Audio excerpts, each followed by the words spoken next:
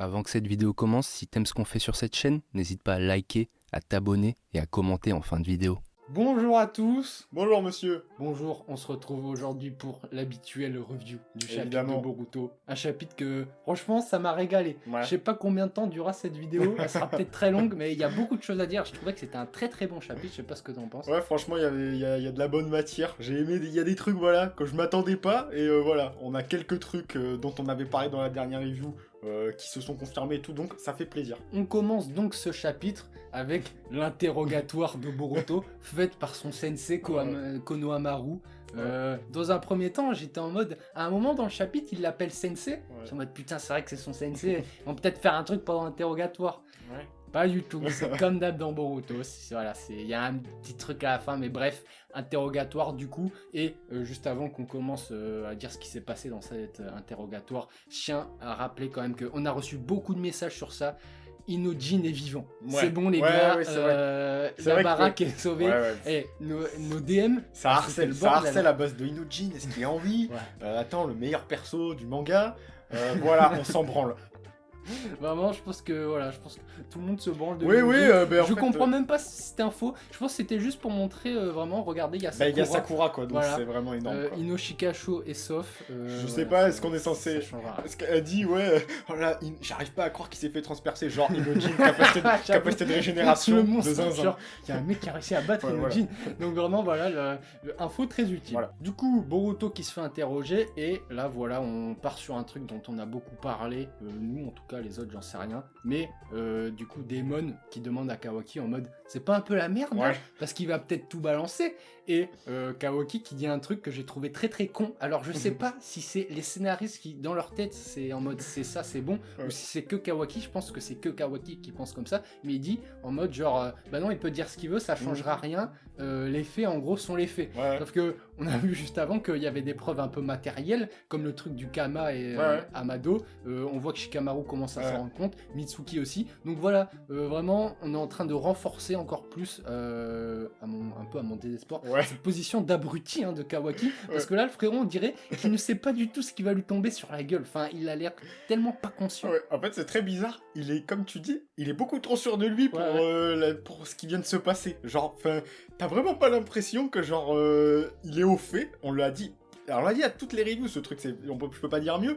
Il est pas au fait des choses, le frérot. Il est complètement à l'ouest. On dirait que tout va bien. Non, rien ne va. Alors certes, il y a plein de trucs, du coup, il est pas au courant. Mais en tant que lecteur, ça rend vraiment, comme tu dis, Kawaki de plus en plus... Déjà, il n'était pas très fort. Si, en plus de ça, il se compte de lui qu'il est con, bon, ben, ça va être un problème. Et donc, du coup, Boruto qui, consciemment, on va le voir à la fin de ce chapitre, mais qui donne des infos à Konoha pour les renseigner, pour qu'il soit mieux préparé, pour qu'il puisse mieux se défendre. Ouais. Mais du coup, il leur explique un peu tout le bail que nous, on sait déjà en tant que lecteur. Voilà, maintenant, les Shinju, ils ont de la conscience. C'est plus vraiment le truc de Jubi à la base qui dévore un Otsutsuki pour donner le fruit du chakra. C'est plus tellement ça. Ouais. Il les met au parfum de tout ça. Et du coup, ils sont en mode Amado, qui est un personnage intelligent, du coup, se fait la réflexion en mode, ça veut dire qu'ils ne suivent plus leur instinct. Ouais. C'est pas un truc mécanique. Ouais. Maintenant, comme il dit, je sais plus exactement ce qu'il dit, mais il dit un truc en mode quand tu te développes intellectuellement, Ouais, c'est ça. c'est en mode genre. En gros, t'as besoin de nouvelles... en fait, tu vas essayer d'avoir de nouvelles connaissances basées sur des expériences. Et du coup, ben, là, leur truc, c'est de chercher du coup des preuves pour engranger en fait, de l'expérience. Enfin, typiquement, là, ils viennent chercher une information via Imawari, du coup, et je ne sais plus quel perso, mais c'est Sarada, Sarada, tout ouais, simplement. c'est ça. Alors, ça dépend des trades que vous avez. Nous, on n'a pas lu la trad officielle, mais je me souviens bien quand même que Jura, avant, disait « Suivez votre instinct ». Et donc, ils suivent leur instinct pour découvrir des infos dont ils ont besoin. Donc, tout ça, je sais pas si c'est vraiment très clair dans la tête de tout le monde, mais dans tous les cas, voilà. Jura leur avait dit à ses Shinju de suivre leur instinct. On voit, genre, c'est comme ça que Hidari allait dévorer Sarada. Donc, est-ce que vraiment, genre, c'est clair tout ça? Je trouve ça un peu chelou. Et en plus, genre, ils vont chercher des infos. On nous dit qu'ils vont chercher un peu du savoir. Hidari va chercher du savoir en Sarada, qui est la fille fille du mec à la base de son chakra, mais quelles infos exactement? Parce qu'il y a aussi ce truc de découvrir les Shinju en mode découvrir qui ils sont. Mais enfin, ils sont un peu personnes. Enfin, ils ont la personnalité du gonze. Genre, par exemple, Hidari, il a la personnalité, enfin, pas la personnalité, mais le chakra de Sasuke. Donc, il va aller chercher des infos en bouffant Sarada parce que c'est sa fille. Mais qu'est-ce que ça va lui apporter exactement? Parce que on voit que les Shinju, on essaye un peu aussi de leur faire une personnalité à part. Donc j'avoue que pour moi, en tout cas, c'est pas très clair où ça va. Ben, en vrai, clairement, je suis très d'accord sur ça. En fait, c'est pas très clair dans le sens où ils sont entre ce truc dont Amado parle, c'est-à-dire en mode c'est des bêtes, tu vois, genre ils cherchent leur proie, genre là typiquement Jorah cherche Naruto, il arrive, vous avez compris.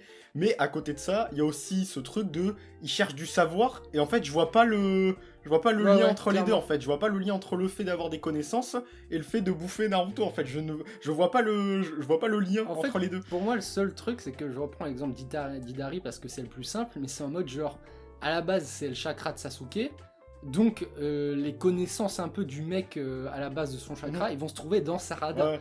D'accord, mais genre, je vois pas. Imagine Hidari, il bouffe Sarada et voilà, il se rend compte que c'était la fille du mec à la base de son chakra. Enfin, oui, d'accord, je pense que c'est pas très clair. Je pense que c'est plus ou moins fait exprès, un peu comme on a l'habitude dans Boruto. Donc bon, on verra bien où ça va, tout ça. Et du coup, on parle des Shinju et putain, notre théorie, elle tombe à l'eau, mec.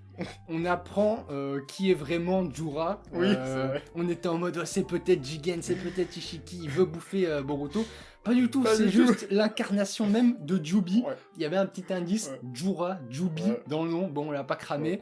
Bon, c'est après, un peu décevant. Alors, j'avoue que pareil, je pense qu'on a eu la même réaction. Je pense, quand j'ai lu ça, je me suis dit du coup, on a dit, nous on avait fait une théorie, mais le gars, rien du tout. C'est vrai que bon voilà, je m'attendais en fait à une révélation parce que pour moi, c'était quand même, on nous a quand même lancé ce truc-là. C'est déjà le cas, on verra à la fin du chapitre, mais voilà, on nous lance sur le truc de qui est le mec à l'origine de tel ou tel Shinju. Donc c'était normal qu'on se pose la question de d'où venait Jorah, et là on nous glisse Boruto en plus, on n'était pas préparé à ça, en fait voilà, c'est le mec. En plus je trouve qu'ils nous ont vachement mis sur une fausse piste, ou alors c'est juste nous, mais je comprends, genre c'est logique que ce soit un peu la forme de Jubi, parce que c'est lui le chef, donc c'est un peu lui à la base de tout.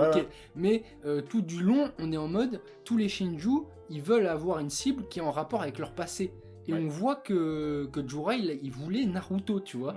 Donc on s'est dit, c'est un mec, genre, il est comme les autres. Donc on s'est monté peut-être une hype tout seul, mais n'empêche que le fait est que quand il suit son instinct, il veut Naruto. Donc pourquoi Jubi à la base veut Naruto? Je sais pas si c'est le Jubi d'avant de Kaguya ou pas du tout. J'en sais rien du tout, parce que ça remonte. Mais bon, voilà, Jorah révélation. Un peu, pas un pétard mouillé, mais j'étais en mode genre...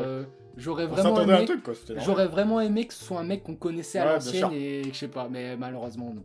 Et donc, après tous ces renseignements donnés, du coup, l'interrogateur Konohamaru demande à Boruto en mode ok, très bien, et qui te donne tes informations, tu vois. En mode, moi je balance pas. Moi je balance pas, je dis ça pas les balance pas Kashin Koji. Et du coup, voilà, c'est en mode genre, comment tu sais tout ça? Il balance pas, et du coup, on en vient à ce truc que j'ai beaucoup aimé en vrai dans le chapitre. C'est en mode, ça lui pose la question, genre, je sais plus comment c'est fait exactement, j'avoue, je l'ai lu il y a quelques minutes, mais je me souviens plus. Mais il me semble que ils se rendent compte que voilà, maintenant va falloir un peu balancer, et ils voient Shikamaru et Boruto qui vont arriver au moment où ça va leur poser la question en mode il est où Naruto, tu vois. Et du coup Shikamaru qui est en mode s'il te plaît, ne dis pas que c'est dis pas la vérité à propos de Kawaki. C'est pas expliqué, mais je pense que tu vas être d'accord avec moi que voilà, Shikamaru il veut pas se faire cramer, il veut pas éveiller les soupçons pour pas se faire cramer par Kawaki, pour continuer à avancer et apprendre vraiment la vérité sans se faire cramer. Donc Shikamaru lui dit, je sais que ça fait chier, tu vas encore passer pour la salope, mais s'il te plaît balance pas. Et Boruto qui est en mode à aucun moment j'avais l'intention de balancer. Voilà, donc là c'est encore contrebalancé. Vraiment Kawaki, je crois que c'est dit un peu plus tôt dans le chapitre, on le retrouve après, il est en mode faut tuer Boruto, parce que voilà, c'est le Tsutsuki, Momoshiki, il peut se réveiller, il faut le tuer. Et voilà, Boruto, il est dans la merde, il est dans la merde sévère, et il veut toujours pas balancer son frère. Donc en vrai, ça, j'ai trouvé cool qu'on nous le rappelle, et vraiment ce truc de Boruto en mode mais non, genre, y a pas de galère, je vais pas le balancer, quoi. Franchement, c'était trop bien, et notamment, du coup, on revient sur ça.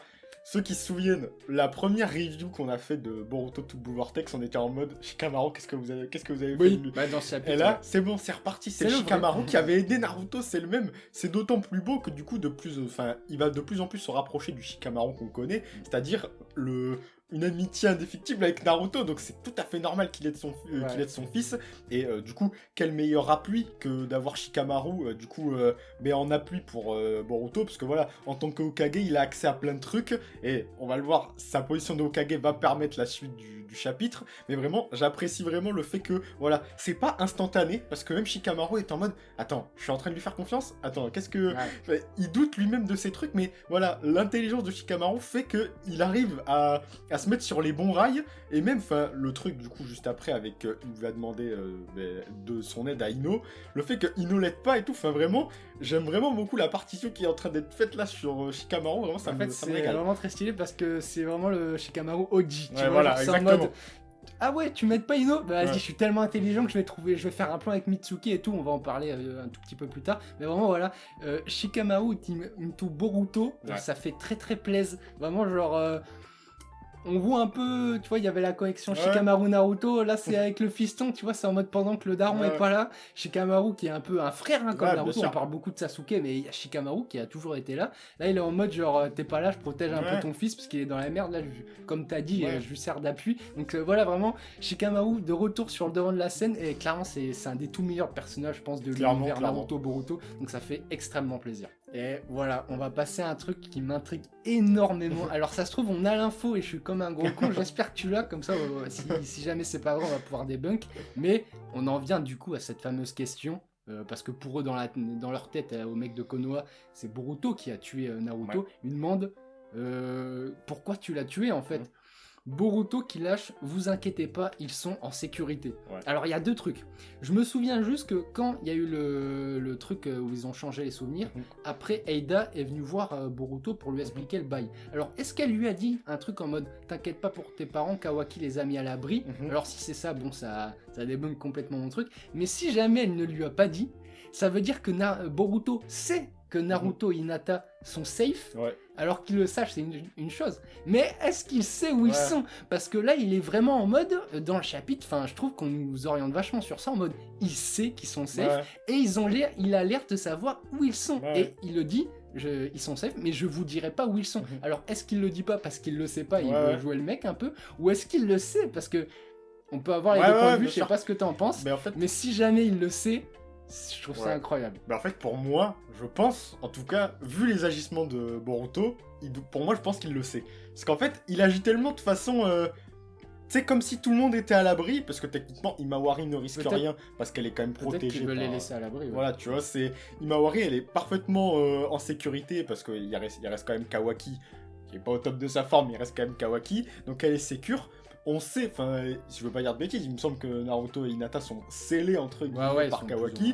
Donc voilà, a priori, je pense que s'il le sait, bon, du coup, la façon dont il l'a appris, je sais pas ce que c'est un lien du coup avec le pouvoir de Kashin Koji, le fait qu'il ait pu voir du coup des différents futurs et il saurait du coup plus ou moins où c'était.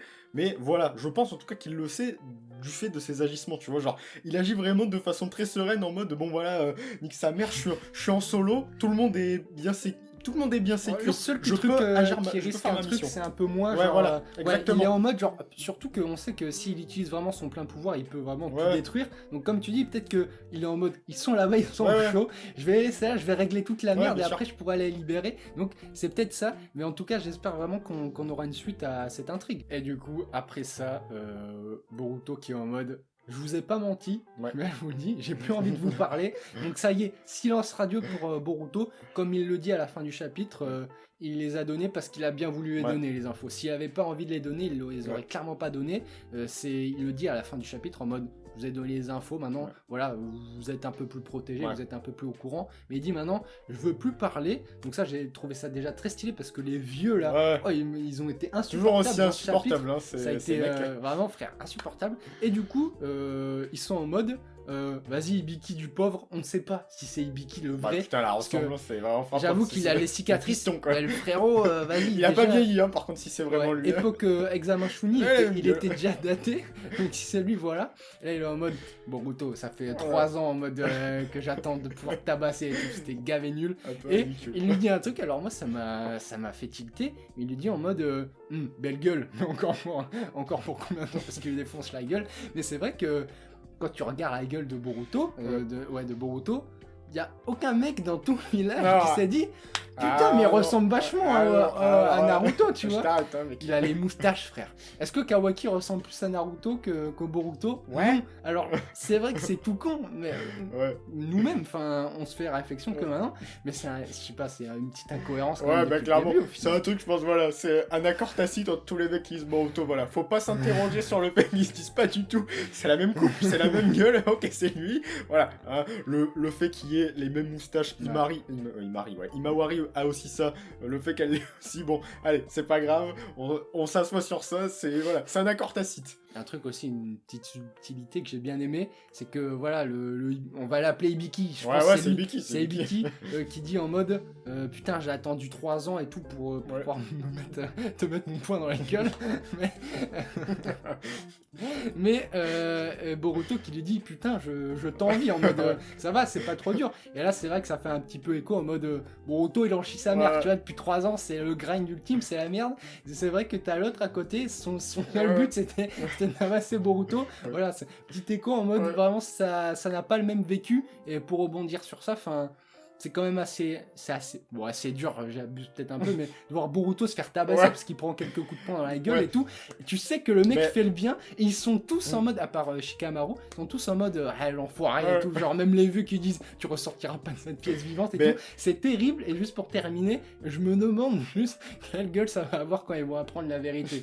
Parce que déjà qu'on avait eu ce truc terrible dans Naruto Shippuden époque, quand Naruto avait battu Pain et qu'il y avait tout le village qui était en mode mon gars, tu vois. Ibiki là, il est en train de faire bon, Naruto c'est mon gars depuis des années. Depuis quand? Du coup, je sais pas comment le retournement de veste va se faire, mais ça va être très drôle. Je sais pas du coup si t'avais. Mais du coup, oui, je voulais rajouter. En fait, quand ils ont commencé la scène avec Ibiki, j'étais en mode. En fait, ça va aller super loin. Je me suis dit, ok, ils vont vraiment faire une singerie en mode tout le chapitre. Genre, Boruto va se faire latter la gueule et genre, c'est en mode il va pas cracher le morceau et il va se faire fumer. Bon, au final, c'est pas ça qui se passe. Bon, voilà, le retour de Ibiki, ça m'a bien fait rire parce que bon, voilà, le truc de. T'as tué Naruto. Enfin, depuis quand Ibiki il est en mode full respect sur Naruto.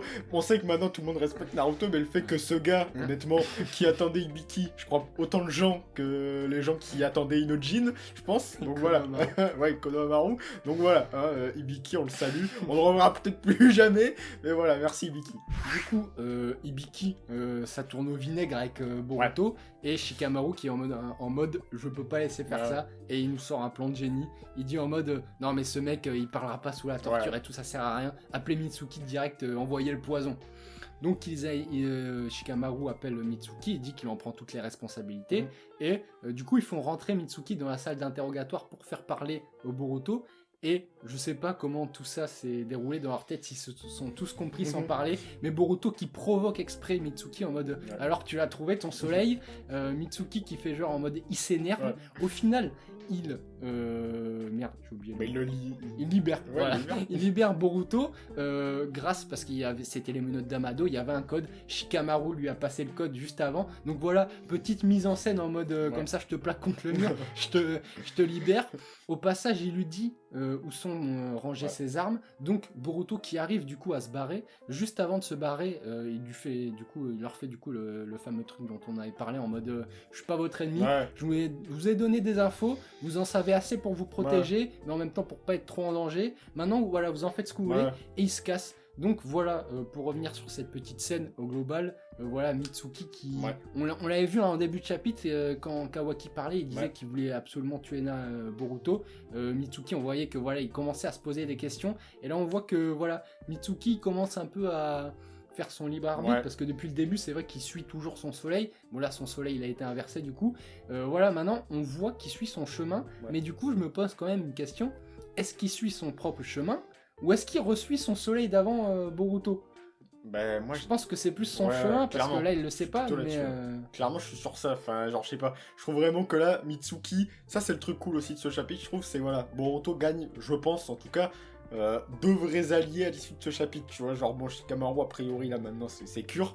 Et voilà. Mitsuki, qui, comme tu l'as dit, je pense pas, du coup, qu'il soit comme à l'époque. Vraiment, je pense que maintenant, il suit sa route. Et je pense même que c'est, du coup, peut-être ce qui va amener peut-être une des prochaines péripéties de Boruto. C'est que potentiellement, Mitsuki, je pense que ça sera le premier à se faire cramer sur le fait que, genre, il sache quelque chose. Parce que, bon, on sait, voilà, que Kawaki, déjà, à l'époque où il y avait eu, du coup, le premier fight avec Boruto, il était un peu, enfin, je sais pas, il était pas méfiant, mais il y avait... En fait, il y a toujours un espèce de truc où Kawaki fait moyennement confiance à Mitsuki, j'ai l'impression, tu vois. Donc, voilà, je sais pas, est-ce que Mitsuki va continuer de jouer le truc à fond. Là, il a quand même fait un truc, en plus de ça, Konohamaru se demande est-ce que Mitsuki a pas défait les menottes, mais il se dit ouais non c'est pas possible, faut vraiment il est con. Bref, jusqu'à la fin. Voilà, évidemment il le sait pas, mais bon c'est drôle. Voilà, il défait les menottes, mais voilà, potentiellement je pense que Mitsuki ce sera peut-être le premier à se faire cramer sur le fait que il sache que plus ou moins, en tout cas que Boruto est pas celui qui prétend être. Ouais, et puis je me disais aussi, enfin, si depuis tout ce temps où on connaît Mitsuki, c'était prévu, tout ça, c'est quand même très fort parce que ça remonte vraiment à l'ancienne. Mitsuki qui suivait un peu son soleil, Boruto, voilà, sans vraiment se poser de questions. Ça veut dire que les mecs, ils auraient prévu ce changement-là de souvenirs et ce développement de Mitsuki. C'est probablement le cas, c'est pas du hasard. Donc voilà, vraiment, Mitsuki, je trouve ça très fort et comme t'as dit, j'ai vraiment hâte de voir la suite pour ce perso, quoi. Donc voilà, Boruto qui a réussi à se casser de là, les vieux qui sont en mode oh, on n'aura plus jamais une chance pareille, on aurait pu le tuer et tout. Bah, et ils sont en mode Shikamaru, t'auras bien conscience que ça aura des répercussions.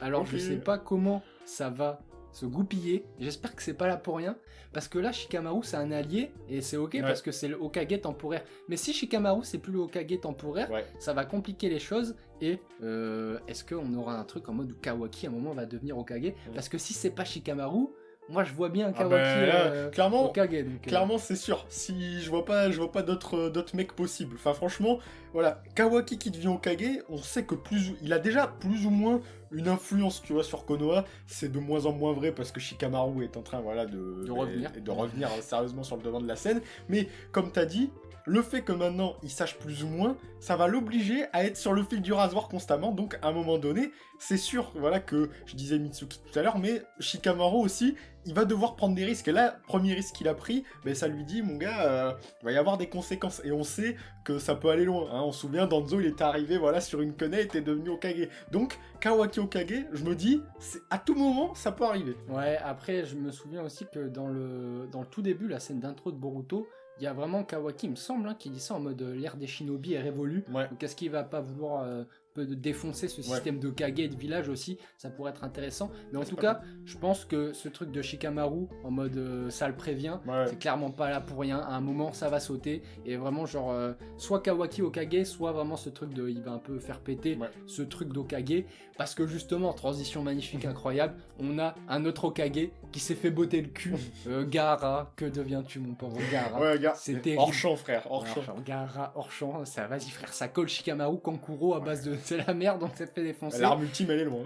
Donc voilà, je sais pas si tout système de village et de Kage va se barrer. Je pense que oui, c'est pas là pour rien. Mais voilà, revenons-en à Gaara. Ils se sont fait défoncer, son fils c'est lui. Et du coup, t'avais raison, mec. T'avais dit que putain, c'était le fils de Gaara. Explique-nous ta théorie, mec. Il y avait pas de théorie folle. Si, théorie folle. Il avait les mêmes marques. Et voilà, on a Kankuro. Ok, c'était la théorie.